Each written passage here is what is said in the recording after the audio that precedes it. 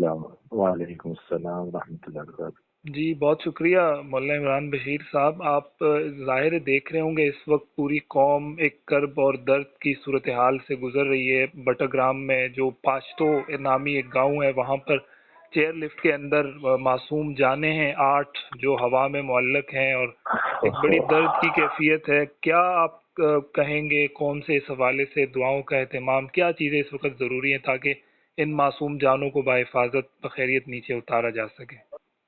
مولانا صاحب، سب سے پہلے تو میں یہ عرض کرنا چاہوں گا کہ حدیث پاک میں آتا ہے کہ مسلمان کا جسد الواحد ایک جسم کی طرح ہے، اشتکا عضوہ اشتکا کلہ، کہ باڈی کا کوئی بھی حصہ ڈسٹرب ہوتا ہے تو انسان جیسے پورا ڈسٹرب ہو جاتا ہے، متاثر ہوتا ہے۔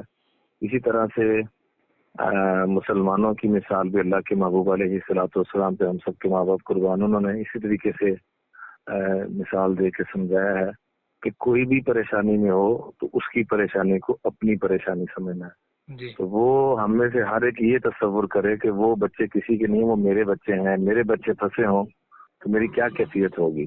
جی تو اس درد کے ساتھ میں یہ عرض کرنا چاہوں گا کہ ظاہر صبح سے ہر چینل پر اور الیکٹرانک میڈیا کیا، سوشل میڈیا کیا، ہر ایک پر سارے ہی دوست احباب پریشان اور فکر مندی کا اظہار کر رہے ہیں، دعائیں کر رہے ہیں۔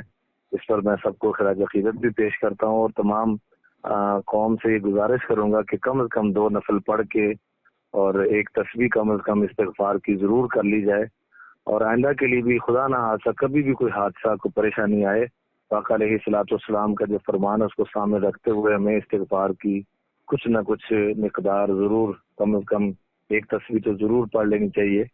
حدیث پاک میں آتا ہے من لازم الاستغفار جعل اللہ له من کل ضیق مخرجا ومن کل ہم فرجا۔ جب انسان استغفار کو کثرت سے کرتا ہے اور بے کے ساتھ اور دل کی ندامت کے ساتھ رب سے معافی مانگتا ہے تو اللہ تعالیٰ ہر تنگی سے راستے نکالتے ہیں، ہر غم کو خوشیوں میں تبدیل فرما دیتے ہیں، اور وہاں سے عزت کے رزق کے اسباب پیدا فرما دیتے ہیں جہاں سے انسان سوچ بھی نہیں سکتا۔ جی بہت شکریہ مولانا عمران بشیر صاحب، آپ نے پوری قوم سے یہ اپیل کی ہے کہ استغفار کی کثرت کی جائے تاکہ ان وظائف کے ذریعے سے اللہ تعالیٰ کی رحمت نازل ہوں اور یہ معصوم بچے بخیریت نیچے اتر سکیں۔ بہت شکریہ۔ بہت شکریہ، السلام علیکم۔